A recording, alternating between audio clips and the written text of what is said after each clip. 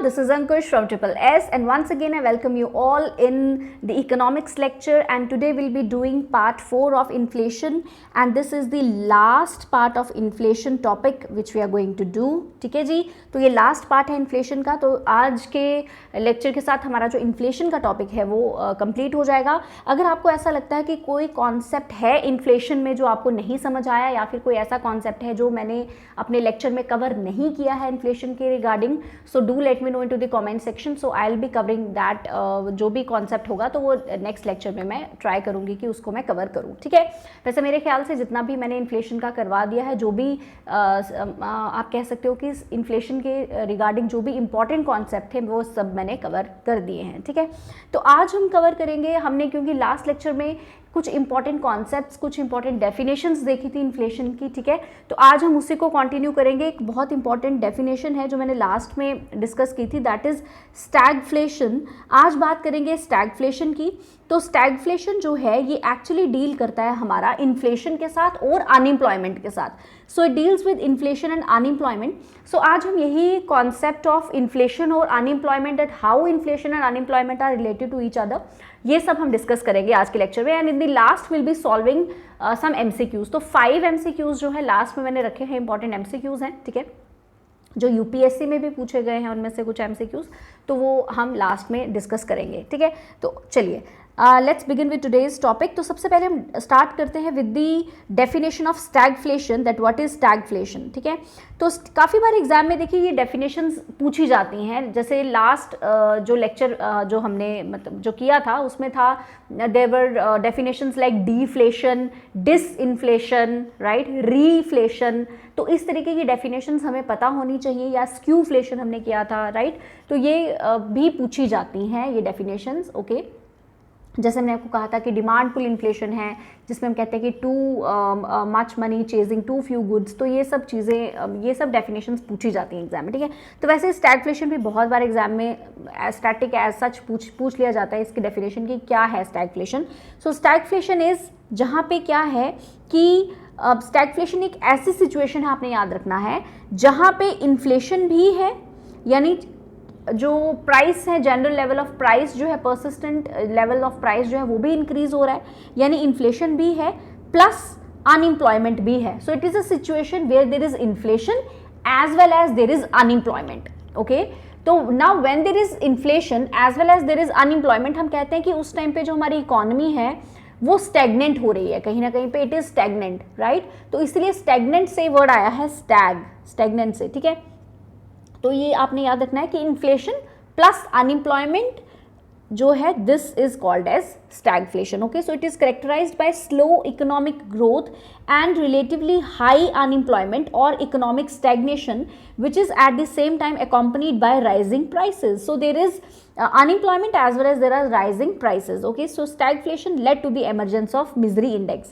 अब ये stagflation हम कैलकुलेट कैसे करते हैं? There is an index जिसको कहा जाता है misery index, यानी कितने मिजरेबल हैं लोग, कितनी माइजरी जो है वो है, या कितने मिजरेबल लोग हैं. तो मिजरी इंडेक्स जो है it is based upon stagflation. इसमें हम क्या करते हैं, मिजरी इंडेक्स कैसे कैलकुलेट करते हैं, हम प्रेजेंट इन्फ्लेशन रेट देखते हैं, inflation rate plus unemployment rate. What do we do, inflation rate plus unemployment rate gives us misery index. Okay, so what misery index से हम क्या करते हैं, we calculate the stagflation actually. ठीक है, तो as stagflation is inflation plus unemployment only, so this is the misery index which is inflation rate plus unemployment rate. Okay, next we have the Phillips curve. ठीक है, देखिए Phillips curve क्या है, basically जब भी हम इन्फ्लेशन पढ़ते हैं तो उसमें फिलिप्स कर्व भी हमें पढ़ना होता है. अब अभी यहाँ पे मैंने क्या डिस्कस किया, अभी स्टैगफ्लेशन. तो stagflation is a situation where there is inflation and there is unemployment. Now similar is the case with the Phillips curve. Now similar case तो नहीं है, इसका ऑपोजिट केस है, पर चलिए मैं आपको बताती हूँ क्या है. फिलिप्स कर्व इज बेसिकली, इसमें क्या होता है, फिलिप्स कर्व में there is a trade off between inflation and unemployment. ठीक है, इन्फ्लेशन और अनएम्प्लॉयमेंट का एक रिलेशन है जो कि फिलिप्स कर्व के थ्रू बताया जाता है. नाउ ये क्या है कि बेसिकली एक इकोनॉमिस्ट थे जिनका नाम था A.W. फिलिप्स. ठीक है, तो A.W. फिलिप्स जो है इकोनॉमिस्ट थे, इन्होंने एक रिलेशन डेवलप किया in inflation and unemployment. And what sort of relation did he develop? तो A.W. फिलिप्स ने कहा कि there is a negative relationship between inflation and unemployment. Negative relation का मतलब है there is an inverse relationship. Inverse relationship का मतलब है कि जब इनवर्स रिलेशनशिप या नेगेटिव रिलेशनशिप में क्या होता है, एक की वैल्यू इंक्रीज करती है तो दूसरे की वैल्यू डिक्रीज करती है। इंक्रीज इन वन वैल्यू, ठीक है, एक की वैल्यू में इंक्रीज होगा तो दूसरे की, एक वेरिएबल की वैल्यू में इंक्रीज होगा तो दूसरे वेरिएबल की वैल्यू में डिक्रीज होगा, ठीक है। तो वैसे ही AW फिलिप्स जो है रिलेशनशिप बताते हैं या ट्रेड ऑफ करवाते हैं between inflation and unemployment. So according to Phillips, according to AW Phillips, when inflation is high, AW Phillips क्या कहते हैं, अगर इन्फ्लेशन ज्यादा है, अगर इन्फ्लेशन ज्यादा है तो अनएम्प्लॉयमेंट कम होगी, और अगर इन्फ्लेशन कम है तो अनएम्प्लॉयमेंट ज्यादा होगी। सिंपल सी बात है, ये कहते हैं AW फिलिप्स। अगर if inflation is high unemployment is low, if inflation is low unemployment is high, बस यही कहता है AW फिलिप्स, ये कहते हैं, ठीक है। तो ये आर्टिकल था AW फिलिप्स का, the relationship between unemployment and the rate of change of money wages in the United Kingdom in 1861 to 1957। So ये आर्टिकल था, ठीक है। तो यूनाइटेड किंगडम में इन्होंने ये स्टडी की थी, यूके में, ठीक है। तो ये कहती है, अब यहाँ पे आप देखेंगे कि इसने कहा हुआ है यहाँ पे between unemployment and rate of change of money wages. तो बिल्कुल हाँ, जो ओरिजिनल जो फिलिप्स कर्व थी ना, बेसिकली जो ओरिजिनल कॉन्सेप्ट था फिलिप्स कर्व का, तो ये फिलिप्स के ही नाम से फिलिप्स कर्व का नाम दे दिया गया ना। देखिए पहले आपको ये बता देती हूँ, अगर रफली अगर ये नेगेटिव रिलेशन है तो मतलब ये कर्व कैसी होगी, इस तरीके से कर्व होगी, ठीक है, convex to the origin, okay. अगर आपने मेरे माइक्रो इकोनॉमिक्स के लेक्चर देखे होंगे तो मतलब लेक्चर्स तो क्या मैंने MCQs ही ज़्यादा करवाए थे उसमें, ठीक है, क्योंकि टाइम कम था उस टाइम पे एग्जाम के लिए। तो जो भी मैंने MCQ सीरीज उसमें कवर करवाई है, तो उसमें आपने जब माइक्रो इकोनॉमिक्स देखा होगा तो मैंने आपको उसमें बताया था कि इन्वर्स रिलेशनशिप, जैसे हमने वहाँ पे लॉ ऑफ डिमांड पढ़ा था या कोई और कॉन्सेप्ट पढ़ा था, ठीक है, हमने आइसोक्वांट कर्व्स पढ़ी थी, we did many of the things. तो उसमें मैंने आपको बताया था कि ये कॉन्वेक्स टू द ओरिजिन होती है। ये हमारी, जैसे कि हमारी एवरेज फिक्स्ड कॉस्ट कर्व की जो एवरेज फिक्स्ड कॉस्ट जो हमारी होती है उसकी कर्व भी इसी तरीके से बनती है, कॉन्वेक्स टू द ओरिजिन। तो वैसे ही कर्व बनती है फिलिप्स कर्व की, इस तरीके से, ठीक है। It is convex to the origin, ठीक है। रेक्टेंगुलर हाइपरबोला की ये शेप लेती है। रेक्टेंगुलर हाइपरबोला शेप मतलब कि ये कभी भी एक्स एक्सिस या वाई एक्सिस को टच नहीं करेगी, it does not touch either of the axis, और ये हमेशा इस तरीके से जो है शेप लेती है। यही जो शेप है ये फिलिप्स कर्व की भी शेप है। अभी आगे मैं आपको इसके बारे में और बताती हूँ, ठीक है। अब अगर मैं इस कर्व की मतलब ओरिजिनल फिलिप्स कर्व की अगर मैं बात करूँ तो उस टाइम पे ना इन्फ्लेशन की जगह वेजेस यूज किया था। वर्ड क्या यूज किया था, वेजेस। तो देखिए वेजेस क्यों यूज किया था, क्योंकि inflation is very much related to wages. अब हमने जब लास्ट लेक्चर में जब मैंने आपको होलसेल प्राइस इंडेक्स या कंज्यूमर प्राइस इंडेक्स जब हमने बताए थे, तो जब मैंने आपको कंज्यूमर प्राइस इंडेक्स का कॉन्सेप्ट बताया था, उसमें मैंने आपको बताया था कि इन्फ्लेशन CPI के बेसिस के ऊपर, CPI क्या है, कंज्यूमर प्राइस इंडेक्स, मतलब एक ऐसा इंडेक्स है जिसके मतलब इससे हम क्या करते हैं, इन्फ्लेशन रेट कैलकुलेट करते हैं हमारी कंट्री में, और इसी के बेसिस पे फिर सरकार ये तय करती है कि कितना डियरेंस अलाउंस जो है एम्प्लॉयज को देना है, या फिर कितने वेजेस जो हैं एम्प्लॉयज के या लेबर्स के इंक्रीज करने हैं। तो अगर इन्फ्लेशन है, अगर महंगाई बढ़ रही है, तो हमारी सैलरीज भी तो बढ़नी चाहिए ना। तो ऐसा होता है, अगर जैसे महंगाई बढ़ती है ना तो हमारी वेजेस भी रिवाइज करती है गवर्नमेंट, ठीक है, वेजेस रिवाइज। अगर इन्फ्लेशन है मतलब अगर महंगाई बढ़ रही है तो हमारी वेजेस भी रिवाइज होंगे, हमारे वेजेस भी इंक्रीज होंगे, हमारी सैलरी भी इंक्रीज होंगी, ठीक है। तो ये ऑटोमेटिक होता है, ठीक है। तो वेजेस जो है they have a positive relationship with inflation. Positive relationship का मतलब अगर पॉजिटिव, देखिए पॉजिटिव रिलेशन का मतलब होता है इसमें दोनों वेरिएबल वैल्यूज जो है वो इंक्रीज होती है। पॉजिटिव मतलब दोनों इंक्रीज कर रही हैं, नेगेटिव का मतलब एक इंक्रीज कर रही है, एक डिक्रीज कर रही है, ठीक है। पॉजिटिव का मतलब होता है या तो दोनों इंक्रीज कर रही हैं या तो दोनों डिक्रीज कर रही हैं, या तो दोनों इंक्रीज करेंगे या तो दोनों डिक्रीज करेंगे। नेगेटिव का मतलब होता है एक इंक्रीज कर रहा है, एक डिक्रीज कर रहा है, ठीक है। ये मैंने शायद माइक्रो इकोनॉमिक्स के लेक्चर्स में भी आपको बताया होगा पॉजिटिव और नेगेटिव रिलेशन में क्या होता है, ठीक है। अब यहाँ पे क्या है कि जो वेजेस यानी जो सैलरीज होती हैं, ठीक है, ऐसे समझिए, वेजेस या जो सैलरीज होती हैं उनका और एम्प्लॉयमेंट का, उनका, ठीक है, एम्प्लॉयमेंट नहीं, अभी ये समझिए कि वेजेस का और इन्फ्लेशन का जो रिलेशन है वो पॉजिटिव है, यानी अगर इन्फ्लेशन बढ़ रही है तो वेजेस भी बढ़ रहे हैं। अगर यानी ऐसा सिंपल समझिए, अगर महंगाई बढ़ रही है तो भाई हमारे वेजेस भी तो इंक्रीज होने चाहिए, तभी हम अपनी जो परचेजिंग पावर है उसको इंक्रीज कर पाएंगे, या जो भी सामान है उसको खरीद पाएंगे, अपने हाउस होल्ड की जो हमारी डेली नीड्स है उनको पूरा कर पाएंगे, ठीक है। तो इसीलिए जो ओरिजिनल जब एडब्ल्यू फिलिप्स ने ओरिजिनल जब ये कर्व बनाई थी तो उसमें उन्होंने बात की थी वेजेस की, कि there is a relationship between, there is a negative relationship between wages and unemployment. तो उस टाइम पे उन्होंने क्या कहा था कि अगर वेजेस इंक्रीज हो रहे हैं तो अनएम्प्लॉयमेंट डिक्रीज हो रही है, ठीक है। इस तरीके से पहले जो ओरिजिनल फिलिप्स कर्व है उसमें ये रिलेशनशिप था, ओके।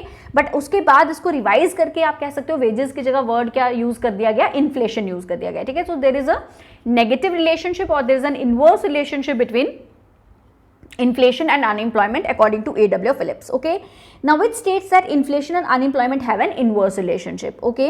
आगे और देखते हैं, it represents the relationship between the rate of inflation and the unemployment. Inflation is high, okay, unemployment is low and vice versa. Now अब ये कहा गया यहाँ पे कि if unemployment is high and inflation is low, अगर unemployment suppose ज़्यादा है और इन्फ्लेशन यानी कि मनी सप्लाई जो है मार्केट में अगर वो कम है, तो जो पॉलिसी मेकर्स हैं या जैसे कि सेंट्रल बैंक है या गवर्नमेंट है, जो पॉलिसी मेकर्स हैं वो क्या करेंगे, वो स्टिमुलेट करेंगे एग्रीगेट डिमांड, वो डिमांड को इंक्रीज करेंगे, कस्टमर्स की डिमांड को इंक्रीज करेंगे। डिमांड को कैसे इंक्रीज करेंगे, by monetary and fiscal policies, वो मॉनिटरी और फिस्कल पॉलिसीज को थोड़ा आप कह सकते हो ईज दे देंगे, जिसकी वजह से क्या होगा कि जो अनएम्प्लॉयमेंट है वो रिड्यूस हो जाएगी and that will lead to higher rate of inflation. वो कुछ ऐसा करेंगे, मतलब अपनी जो इंटरेस्ट रेट्स हैं फॉर एग्जांपल उनको कम कर देंगे, जिसकी वजह से क्या होगा, इन्फ्लेशन थोड़ी सी बढ़ेगी, और जब इन्फ्लेशन थोड़ी सी बढ़ेगी तो अनएम्प्लॉयमेंट रिड्यूस हो जाएगी। ये अकॉर्डिंग टू फिलिप्स कर्व है, ठीक है।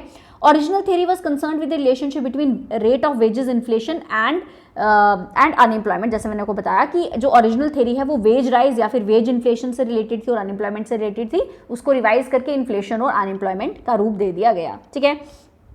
अब हुआ क्या, देखिए अभी तक तो ये चल रहा था कि हाँ भाई ठीक है कि there is an inverse relationship between inflation, अगर आएगी मार्केट में, अगर थोड़ा सा पैसा मतलब मनी सप्लाई अगर इंक्रीज होती है, इन्फ्लेशन है, तो अनएम्प्लॉयमेंट कम हो रही है। अब देखिए ऐसा क्यों है ना, why he stated that there was an inverse relationship between this inflation and unemployment. देखिए है क्या, बेसिकली इनके कॉन्सेप्ट का ये इनका कॉन्सेप्ट बेसिकली ये था कि देखिए अगर इन्फ्लेशन इंक्रीज हो रही है, इन्फ्लेशन इंक्रीज हो रही है यानी मनी सप्लाई जो है मार्केट में वो इंक्रीज हो रही है। अगर मनी सप्लाई इंक्रीज है, जो कंज्यूमर्स की परचेजिंग पावर है, मतलब अभी जो वो ज़्यादा है फॉर एग्जांपल, ठीक है, वो ज़्यादा है, ओके, मतलब हमारे पास जो पैसा है वो ज़्यादा है स्पेंड करने के लिए, तो हम ज़्यादा डिमांड करेंगे। जब हम ज़्यादा डिमांड करेंगे तो जो प्रोड्यूसर्स हैं उनको सप्लाई भी ज़्यादा करनी पड़ेगी, ठीक है। अगर डिमांड ज़्यादा है हमारे पास, क्योंकि ज़्यादा पैसा है खर्चने के लिए, तो परचेज करने के लिए ज़्यादा पैसा है, तो we will demand of more goods. Now when will demand more goods,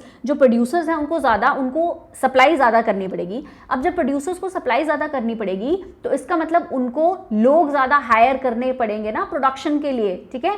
supply ज़्यादा करनी पड़ेगी, उनको रॉ मटेरियल ज़्यादा करना पड़ेगा, मशीनरी ज़्यादा करनी पड़ेगी, लेबर्स भी तो ज़्यादा एम्प्लॉय करने पड़ेंगे। Now when they will employ more labour, when they will employ more work, ठीक है, वर्क फोर्स, जब वो ज़्यादा और जो वर्क फोर्स है वो एम्प्लॉय करेंगे, यानी कि अनएम्प्लॉयमेंट रिड्यूस होगी, ठीक है। तो बेसिकली ये सिंपल कॉन्सेप्ट था फिलिप्स का, ठीक है। अब लेकिन हुआ क्या कि there was a kind of, आप कह सकते हो कि रिसेशन पीरियड आया। एक तो 70s में आया, उसके बाद 80s में भी आया। So there was a recession period, जिस टाइम पे एक वर्ड जो है काफ़ी उभर के आया जिसका नाम था stagflation. It was a situation in 70s to 80s, there was a situation when there was stagflation, जब मार्केट में स्टैगफ्लेशन थी। स्टैगफ्लेशन इज अ सिचुएशन कि अब फिलिप्स कर्व का उल्टा होने लगा, मतलब ऐसा होने लगा कि भाई इन्फ्लेशन तो है मार्केट में, इन्फ्लेशन है लेकिन अनएम्प्लॉयमेंट भी है, ठीक है। तो एक तो इन्फ्लेशन भी थी और अनएम्प्लॉयमेंट भी थी, तो both existed at the same time, जिस सिचुएशन को नाम दिया गया स्टैगफ्लेशन का। So there was high inflation and there was high rate of unemployment as well, जो कि दिस वॉज अ लिमिटेशन और this became a criticism for Phillips curve, ठीक है। तो यही मैंने आपको कहा था लास्ट लेक्चर में, मैंने आपको कहा था कि जो स्टैगफ्लेशन की डेफिनेशन है इतनी सीधी नहीं है, इतनी सिंपल नहीं है। तो मैंने एक्चुअली यही कहा था कि पहले तो there was a negative relationship between, ये कहा गया अकॉर्डिंग टू फिलिप्स, ये कहा गया कि देयर इज अ नेगेटिव और inverse relationship between inflation and unemployment, but जब स्टैगफ्लेशन जब आई, जब ये रिसेशन पीरियड आया बिटवीन 70s एंड 80s, उस टाइम पे ये देखा गया कि there was a situation when there was when there was high inflation and there was high rate of unemployment at the same time, which was a criticism or which was a limitation to A.W. Phillips curve. ठीक है, तो ये इस time पे ये word आया जो stagflation. ठीक है, अब इसकी वजह से क्या हुआ, अच्छा चलिए इससे पहले ये देखिए फिलिप्स कर्व जो मैंने आपको समझाया कि it is convex to the origin, तो ये है जी फिलिप्स कर्व. ठीक है, फिलिप्स कर्व ये देखिए, पहले आप फिलिप्स कर्व देखिए, उसके बाद हम इसका क्रिटिसिज्म देखेंगे. ये देखिए, तो it is a trade of, Philips curve जो है ये क्या बताती है, it's a trade off between inflation and unemployment. Okay, so this is the unemployment और यहाँ पे जो है हमारा क्या है, इन्फ्लेशन. ठीक है, अब आप देख सकते हो इन्फ्लेशन यहाँ पे 5% है तो अनएम्प्लॉयमेंट 3% है, यानी इन्फ्लेशन ज़्यादा है तो अनएम्प्लॉयमेंट कम है. अब यहाँ पे इन्फ्लेशन कम है 2% तो अनएम्प्लॉयमेंट ज़्यादा है 6%. अगर इन्फ्लेशन कम हो रही है यानी मार्केट में मनी सप्लाई कम है तो अनएम्प्लॉयमेंट इंक्रीज कर रही है. सो ये सिंपल जो है it is convex to the origin. ये सिंपल फिलिप्स कर्व की डायग्राम जो है आप यहाँ से देख सकते हैं. ठीक है, ओके. अब क्रिटिसिज्म करने से पहले ये कुछ इंपॉर्टेंट एजम्पशंस हैं या इंपॉर्टेंट की पॉइंट्स है फिलिप्स कर्व के, ये देख लेते हैं क्योंकि इस तरीके की एजम्पशंस कई बार एग्जाम में पूछ ली जाती है. ठीक है, कि जो फिलिप्स कर्व है ये शॉर्ट रन के लिए है, it is static in nature. अब देखिए ये जो हमने कहा कि there is a inverse relationship between inflation और unemployment, so this is quite short run in its nature. ये शॉर्ट रन की है, लॉन्ग रन पे फिलिप्स कर्व जो है वो इम्प्लाई नहीं होती, ये सिर्फ शॉर्ट रन के लिए इम्प्लाई होती है. ठीक है, जिन स्टूडेंट्स को नहीं पता है कि व्हाट इज लॉन्ग रन और शॉर्ट रन, बस आप इतना फिलहाल समझिए कि शॉर्ट रन का मतलब हो गया for a short duration of time and long run का मतलब हो गया for a longer duration of time, may be after 1 year. ठीक है, 1 साल के ऊपर का जो टाइम पीरियड आप ऐसे लगा लीजिए वो जो है वो लॉन्ग रन में आ गया एंड शॉर्ट रन जो है इसका ऑपोजिट हो गया. ठीक है, वैसे शॉर्ट रन जो है 15 दिन का भी टाइम पीरियड हो सकता है, 1 महीने का भी हो सकता है, 6 मंथ्स का भी हो सकता है, 1 ईयर का भी हो सकता है, कई केसेस में 2 ईयर्स का भी हो सकता है. It depends upon the production unit. But हम यहाँ पे अभी आप ये समझिए कि शॉर्ट रन का मतलब for a short duration of time and long run का मतलब for a longer duration of time comparatively. ठीक है, ओके. जो शेप है फिलिप्स कर्व की वो क्या होती है, वो नेगेटिव स्लोपिंग होती है. नेगेटिव स्लोपिंग मतलब ऐसे नेगेटिव स्लोपिंग होती है ये, and it takes the shape of a rectangular hyperbola, मतलब it does not touch the x axis और वाई एक्सिस. ठीक है, ये नॉन लीनियर होती है क्योंकि नॉन लीनियर है ये क्योंकि रिलेशन जो है बिटवीन इन्फ्लेशन अनएम्प्लॉयमेंट वो नॉन लीनियर है. अब ये क्या मतलब हो गया कि नॉन लीनियर रिलेशन है बिटवीन इन्फ्लेशन अनएम्प्लॉयमेंट. ये तो हमने बोला कि इन्फ्लेशन अगर ज़्यादा है तो अनएम्प्लॉयमेंट कम है, ये तो नो डाउट है, लेकिन ऐसा नहीं है कि जितनी इन्फ्लेशन इंक्रीज हो रही है उतनी ही अनएम्प्लॉयमेंट डिक्रीज हो रही है, ऐसा कोई रिलेशन नहीं है. ऐसा है कि हाँ जितनी इन्फ्लेशन इंक्रीज होगी उतनी अनएम्प्लॉयमेंट डिक्रीज होगी, लेकिन कुछ ऐसा नहीं है कि जितनी रेट ऑफ इन्फ्लेशन ज़्यादा है उतनी ही रेट ऑफ अनएम्प्लॉयमेंट भी कम हो रही है, तो ऐसा नहीं है. ठीक है, so there is non-linear relationship. Okay, price expectation are static. This is very important assumption. इस जब भी हम फिलिप्स कर्व पढ़ रहे हैं उस टाइम पे हम ये assume करके चलते हैं कि जो price expectation है, जो price जो है commodities के वो static है for that duration, for that period of time. Okay, all right. देखिए नेक्स्ट ये जो कॉन्सेप्ट्स है ना ये इतने इंपॉर्टेंट नहीं है, आई वुड डायरेक्टली से for the exam point of view, but since ये फिलिप्स कर्व के क्रिटिसिज्म है तो यहाँ पे मैंने लिख लिया है कि ये जो, क्योंकि अगर हम फिलिप्स कर्व कर रहे हैं, अगर मैं आपको फिलिप्स कर्व करवा रही थी तो मेरा मानना था कि मैं आपको कंप्लीट इसको करवा लूँ कि इसमें जो क्रिटिसिज्म है वो भी आपको इसका पता होना चाहिए. ठीक है, although Phillips curve is very important, हम फिलिप्स कर्व एज सच हम इसको पढ़ते हैं, लेकिन उसके क्रिटिसिज्म तो है ही, तो उसको थोड़ा थोड़ा मैं आपको बता देती हूँ. ठीक है, लेकिन मेन इंपॉर्टेंट फिलिप्स कर्व की ही डेफिनेशन याद रखना है. ठीक है, ओके. तो इसका क्रिटिसिज्म क्या है जल्दी से कर लेते हैं. देखिए इसका क्रिटिसिज्म जो है 2 बंदों ने दिया. पहला है मिल्टन फ्रेडमैन, ठीक है, और दूसरा है ये J.G. मठ. ठीक है, तो J.G. मठ और मिल्टन फ्रीडमैन जो हैं 2 इंपॉर्टेंट इकोनॉमिस्ट थे जिन्होंने इसकी क्रिटिसिज्म दिया. सिंपल सी बात है, ये मिल्टन फ्रीडमैन है, ए फेल्प्स है, ये ई फेल्प्स है और फ्रीडमैन है. इन दोनों बंदों ने पहला क्रिटिसिज्म दिया. इन्होंने कॉन्सेप्ट दिया एडेप्टिव एक्सपेक्टेशन का. ठीक है, बस इतना आप इसमें याद रखिए कि फ्रीडमैन और फेल्प्स थे, इन्होंने ये कहा कि जो ये फिलिप्स कर्व है ये शॉर्ट रन के लिए तो ठीक है, शॉर्ट रन के लिए वो मान गए कि हाँ भाई शॉर्ट रन में वो अगर कह रहे हैं कि there is an inverse relationship between inflation and unemployment, हम मान लेते हैं, लेकिन लॉन्ग रन में they said that there is no relationship between unemployment and inflation. ये कहते हैं कि लॉन्ग रन में there is no relationship between unemployment and inflation. Simply उन्होंने ये कहा था, ठीक है। उससे पहले मैं आपको ये जे.जी. मठ जो है इसका भी मैं आपको बता देती हूँ। इसने जो कॉन्सेप्ट दिया था दैट वाज रैशनल एक्सपेक्टेशन। इसने कहा कि शॉर्ट रन और लॉन्ग रन दोनों में ही कोई रिलेशनशिप नहीं है बिटवीन अनएम्प्लॉयमेंट एंड इन्फ्लेशन, ठीक है।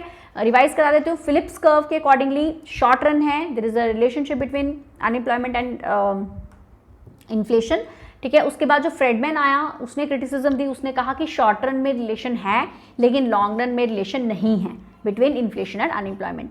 और उसके बाद जे.जी. मठ आया, इसने कहा कि शॉर्ट रन में लॉन्ग रन में दोनों में ही there is no relationship between unemployment and inflation. बस आपने इतना याद रखना है, ठीक है। एक कॉन्सेप्ट और है जो फ्रेडमैन ने दिया था और फेल्प्स ने दिया था, ठीक है। ये इन्होंने क्या कॉन्सेप्ट दिया, इन्होंने कॉन्सेप्ट दिया एक नायरू का। नायरू की फुल फॉर्म होती है non accelerating inflation rate of unemployment. क्या होती है? Non accelerating inflation rate of unemployment. इसके अंडर क्या होता है, बेसिकली ये क्या होता है, नायरू या non accelerating inflation rate of unemployment क्या होती है, ये एक ऐसा पॉइंट है, ये नायरू जो है बेसिकली या non accelerating inflation rate of unemployment, it is such a point, ये ऐसा पॉइंट है कर्व के ऊपर, या ऐसा पॉइंट है जहां पे आपको लोएस्ट लेवल ऑफ अनएम्प्लॉयमेंट मिलेगी। क्या मिलेगी?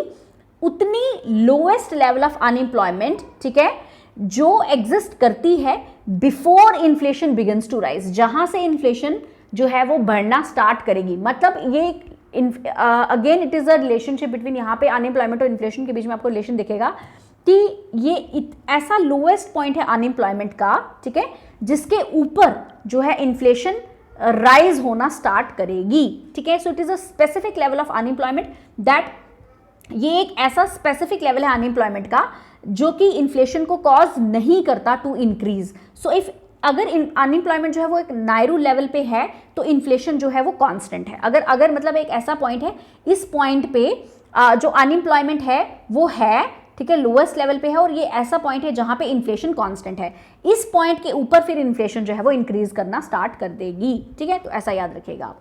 नेक्स्ट जो है हम एमसीक्यूज डिस्कस कर लेते हैं, ठीक है, इंपॉर्टेंट।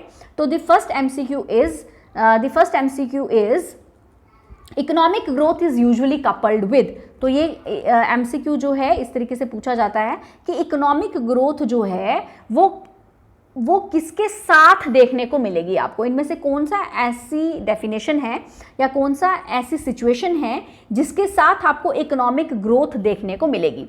तो is it deflation, is it inflation, is it stagflation, is it hyper inflation, ठीक है। तो अब देखिए डिफ्लेशन किसे कहते हैं। डिफ्लेशन में तो होता है there is decrease in the prices, there is a consistent और there is a persistent decrease in the prices of commodities. तो ये इकोनॉमिक ग्रोथ को तो सपोर्ट नहीं करेगी डिफ्लेशन, तो ये तो वैसे ही रेस से बाहर हो गया। उसके बाद आ जाते हैं जी स्टैगफ्लेशन पे। तो stagflation is a situation where is inflation and unemployment. अगर अनएम्प्लॉयमेंट रेट ज्यादा है तो ऑब्वियसली इकोनॉमिक ग्रोथ नहीं हो रही, तो स्टैगफ्लेशन भी बाहर हो जाता है। Hyper inflation is a situation जहां पे 3 डिजिट्स नंबर में इन्फ्लेशन चली जाती है, हाई बहुत ज्यादा इन्फ्लेशन चली जाती है, ठीक है, तो ये भी नहीं है। So what is the right answer? The right answer is inflation. मैंने आपको बिगनिंग के फर्स्ट लेक्चर में शायद ये बताया था आपको कि इन्फ्लेशन जो है 2 to 4% डिजायरेबल इन्फ्लेशन रेट। हम चाहते हैं कि single digit inflation specially 2 to 4% के बीच में अगर इन्फ्लेशन रहे, that is desired for economic growth. अगर इन्फ्लेशन रेट लिमिटेड एक इन्फ्लेशन रेट जो है that is desirable for economic growth. Economic growth के लिए बहुत अच्छा होता है इन्फ्लेशन अगर 2 to 4% में रहे। अगर मतलब धीरे धीरे जो प्राइसेस हैं कमोडिटीज के इंक्रीज हो रहे हैं, that leads to the economic growth. So obviously inflation is required in an economy, लेकिन इन अ कंट्रोल्ड वे, ठीक है। Okay, so the correct answer for this question is option number B, ठीक है। Coming upon to question number 2, consider the following. आप इनको consider करिए, ये बहुत इंपॉर्टेंट। इसमें एक आपको ये एमसीक्यू मैंने क्यों डाले हैं, बेसिकली इसमें कुछ नए कॉन्सेप्ट्स हैं जो ठीक है, जो आपको ऐड ऑन करेंगे आपके नोट्स में, आपके कॉन्सेप्ट्स ऑफ इन्फ्लेशन को ऐड ऑन करेंगे, तो that's why I have kept these MCQs, ठीक है। सो ये ऐसे भी कॉन्सेप्ट्स मैं आपको बता सकती थी, एमसीक्यूज के बिना भी ये कॉन्सेप्ट मैं आपको समझा सकती थी, बट देन मैंने सोचा कि चलिए एमसीक्यू की फॉर्म में मैं आपको ये कॉन्सेप्ट समझाती हूँ। देखिए, inflation benefits the debtors, inflation benefits the bond holders. इनमें से कौन सी स्टेटमेंट करेक्ट है? क्या इन्फ्लेशन डेटर्स को बेनिफिट देती है या इन्फ्लेशन बॉन्ड होल्डर को मतलब इन्फ्लेशन जो है बॉन्ड होल्डर को बेनिफिट देगी? किसको बेनिफिट देगी इन्फ्लेशन, ठीक है। तो बताइए इसका answer. Only one, only two, both 1 and 2 है, नीदर 1 and 2। तो देखिए इन्फ्लेशन जो है ना, ये आप अपने नोट्स में एड ऑन कर लीजिए, इन्फ्लेशन जो है that will benefits the debtor, ठीक है, that will benefits the debtor. Inflation जो है बॉन्ड होल्डर को बेनिफिट नहीं देगी, ठीक है, क्यों नहीं देगी अभी डिस्कस करते हैं, और डेटर को कैसे बेनिफिट देगी। देखिए डेटर कौन होता है, जिसने उधार लिया हुआ है, ठीक है, जिसने क्रेडिट लिया हुआ है या जिसने उधार लिया हुआ है, वो इंसान कौन है, डेटर है, ठीक है। अब सपोज आज की डेट में किसी ने किसी से उधार लिया, ठीक है, सपोज 1000 रुपीज आज की डेट में किसी ने उधार लिया और वो उसको वापस करेगा 6 महीने के बाद या 1 साल के बाद। सपोज वो मतलब 1000 तो काफी कम अमाउंट बता रही हूँ, ऐसे एग्जाम्पल, एज एन एग्जाम्पल आप समझिए कि 1000 रुपये आज की डेट में जो 1000 रुपये की वैल्यू है, और फिर वो 1000 रुपये उसको 6 महीने या 1 साल के बाद वापस करेगा, उस टाइम पे इस 1000 की जो वैल्यू है अपनी, वो डिक्रीज हो चुकी होगी। वो क्या हो चुकी होगी, डिक्रीज हो चुकी होगी। तो डेटर तो फायदे में ही रहा ना। जब इन्फ्लेशन होती है, जब प्राइस जो है वो इंक्रीज होता है, आप ऐसे भी इसको समझ सकते हैं कि जब प्राइस जो है वो या वैल्यू ऑफ मनी जो है एक्चुअली वो डिक्रीज होती जाती है विद टाइम पीरियड। टाइम के साथ साथ वैल्यू ऑफ मनी जो है वो डिक्रीज होती है, यही होती है इन्फ्लेशन। तो जब वैल्यू ऑफ मनी डिक्रीज हो रही है, तो जो आज की जो वैल्यू ऑफ मनी जो है वो आने वाले 6 महीने में या आने वाले टाइम पीरियड में वो वैल्यू ऑफ मनी कम होगी। तो डेटर्स को तो फायदा ही हुआ ना, और क्रेडिटर्स को नुकसान हुआ, ठीक है। तो अगर इस तरीके से, अगर यहाँ पे बॉन्ड होल्डर्स की जगह वर्ड होता क्रेडिटर्स, क्या होता, क्रेडिटर्स, यानी जिन्होंने उधार दिया होता है, ठीक है।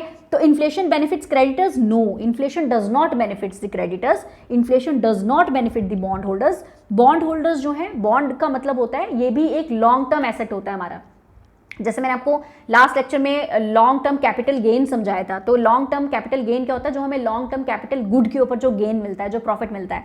तो बॉन्ड जो है it is a long term asset है हमारा, ठीक है। तो बॉन्ड जो है, क्योंकि ये लॉन्ग टर्म एसेट है, तो इस पे भी हमें जो है बेनिफिट इन्फ्लेशन का नहीं मिलेगा, ओके। जो बेनिफिट जो है इन्फ्लेशन का, वो सिर्फ और सिर्फ किसको, ज्यादातर इन्फ्लेशन जो है सब मैक्सिमम लोगों, मैक्सिमम के लिए नुकसान ही देती है। डेटर्स ही हैं ऐसे जिनके लिए बेनिफिट जो है वो मिलता है इन्फ्लेशन का, तो यू विड से, ठीक है। तो यहाँ पे जो correct answer that is 1 only, so A is the right answer. Inflation benefits the debtors and inflation does not benefits the creditors and bond holders, okay, alright. ये इसकी मैंने एक्सप्लेनेशन लिखी थी कि इन्फ्लेशन जो है, inflation causes the value of currency to decline over time. So in other words, cash now is worth more than cash in the future, ठीक है। So, thus inflation lets debtors pay lenders back with money less than it was when they originally borrowed it. तो lenders जो, ठीक है, जो हैं वो मतलब जो debtors हैं वो उनको जो पे करते हैं lenders को money, वो worth थोड़ी उसकी कम होती है जब उन्होंने borrow की थी उसके comparison में, ठीक है। तो while as inflation does not benefit the creditors and lenders, okay. Next question is, a rise in general level of prices may be caused by, okay अगर राइज होता है जनरल लेवल ऑफ प्राइसेस का, तो वो कैसे होगा, ठीक है, किसके थ्रू होगा। So an increase in the money supply. देखिए जनरल लेवल ऑफ प्राइसेस जो है जब बढ़ेंगे तो यानी कि इन्फ्लेशन हो रही है, general level of prices increase हो रहे हैं यानी इन्फ्लेशन हो रही है। What are the causes for inflation basically, और what are the causes for the general level of price. An increase in the supply of money, अगर मनी सप्लाई ज़्यादा हो रही है मार्केट में, तो क्या इससे general level of prices increase होंगे, बिल्कुल होंगे। A decrease in the aggregate level of output, ठीक है, अगर एग्रीगेट लेवल ऑफ आउटपुट जो है उसका डिक्रीज हो रहा है तो उससे भी general level of price increase करेंगे, बिल्कुल करेंगे, ठीक है।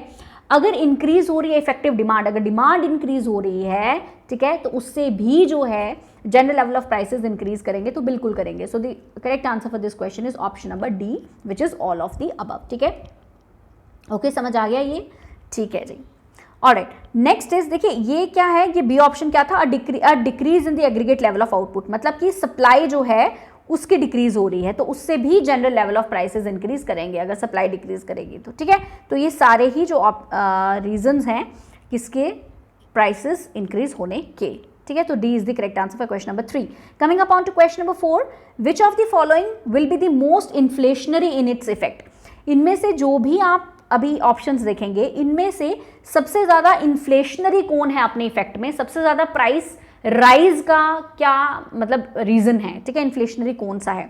रीपेमेंट ऑफ पब्लिक डेट, अगर आप पब्लिक डेट को रीपे कर रहे हैं तो इससे कोई इन्फ्लेशन डायरेक्टली नहीं होगी, ठीक है। Borrowing from public to finance a budget deficit, नहीं, ये तो इन्फ्लेशनरी नहीं है, उल्टा डिफ्लेशनरी है कि जब आप पब्लिक से बोरो कर रहे हो यानी आप पब्लिक से पैसा निकाल रहे हो तो वो तो इन्फ्लेशनरी तो हो नहीं सकता, ठीक है। Borrowing from the bank to finance a budget deficit, ठीक है, तो ये भी नहीं है। अगर आप बैंक से बोरो कर रहे हो, अगेन इसका मतलब ये कि आप मार्केट से पैसा निकाल रहे हो, तो ये भी इन्फ्लेशनरी तो हुआ नहीं, ठीक है। डी पार्ट जो है creating new money to finance a budget deficit, तो ये definitely creating new money, creating new money का मतलब आप नया पैसा प्रिंट कर रहे हैं, आप नया पैसा क्रिएट कर रहे हैं, तो ये तो डेफिनेटली इन्फ्लेशनरी है। So D is the right answer for question number 4, ठीक है। Creating new money to finance a budget deficit, तो दिस इज इससे इन्फ्लेशन होगी। अगर आप नई मनी क्रिएट करते हैं तो इससे डेफिनेटली इन्फ्लेशन होगी। अब इससे इन्फ्लेशन क्यों होगी, देखिए, अब क्योंकि हमें पता है कि हमारी गवर्नमेंट के पास ये पावर है कि वो प्रिंट कर सकती है पैसा जितना चाहे, ठीक है, उतना। हमारी जो भी प्रिंटिंग प्रेस हैं जहाँ पे हमारा पैसा छपता है, आप कह सकते हो, ठीक है, 4 जगह पे छपता है बेसिकली, नासिक में, देवस में, मैसूर में, सबौनी में, ये जगह हैं जहाँ पे पैसा जो है छपता है। आरबीआई जो है यहाँ से पैसा छापती है, तो ऐसा क्यों नहीं है कि आरबीआई जो है it keeps on printing money, तो क्यों नहीं ऐसा कर सकते हैं, ठीक है। इतना ज़्यादा पैसा जो है प्रिंट आरबीआई अपनी अगर ऐसी मर्जी है तो क्यों नहीं कर सकती, ठीक है। तो there are so many reasons कि why RBI can not print unlimited money, ठीक है, पैसा प्रिंट करो और गरीबों में बांट दो तो गरीबी हट जाएगी, ठीक है, बट ऐसा हो नहीं सकता, ठीक है। ऐसा इसलिए नहीं हो सकता क्योंकि इससे बहुत ह्यूज इन्फ्लेशन जो है वो हो जाएगी। अब क्यों होगी, देखिए, अगर ज़्यादा पैसा लोगों के पास होगा, मतलब पैसा प्रिंट किया, लोगों में बांट दिया, मतलब बहुत ज़्यादा पैसा लोगों के पास आ गया। अब अगर लोगों के पास पैसा आ गया तो लोग डिमांड ज़्यादा करेंगे, ठीक है। अगर लोग डिमांड ज़्यादा करेंगे तो जो सप्लाई है वो, हमारी जो सप्लाई है वो तो लिमिटेड है ना, डिमांड जो है वो, मतलब डिमांड जो है वो ज़्यादा है, लेकिन जो हमारी सप्लाई है वो तो लिमिटेड है, इतनी सप्लाई तो हो नहीं पाएगी। अब अगर इतनी सप्लाई नहीं हो पाएगी, या सप्लाई चलो कर भी दी थोड़ी बहुत लोगों ने, ठीक है, वैसे तो पॉसिबल नहीं है, तो प्राइसेस जो हैं वो बहुत शूट अप हो जाएंगे, प्राइसेस बहुत इंक्रीज हो जाएंगे। जब प्राइसेस इंक्रीज होंगे दैट विल कॉज इन्फ्लेशन, ठीक है, और इन्फ्लेशन जो है ये फिर एट अ टाइम ये आउट ऑफ कंट्रोल हो जाएगी, ठीक है, बहुत ज़्यादा हो जाएगी। जैसे हाइपर इन्फ्लेशन का जो केस था, जैसे जिम्बाब्वे में, वेनेजुएला में, मतलब लाखों में, मतलब जिम्बाब्वे में तो ऐसी हालत हो गई थी कि एक बिस्किट का पैकेट या एक ब्रेड का पैकेट जो है वो खरीदने के लिए भी लाखों रुपए खर्चने पड़ते थे। तो एक्चुअली वहाँ पे वैल्यू ऑफ मनी जो है वो कुछ नहीं रहती, ठीक है।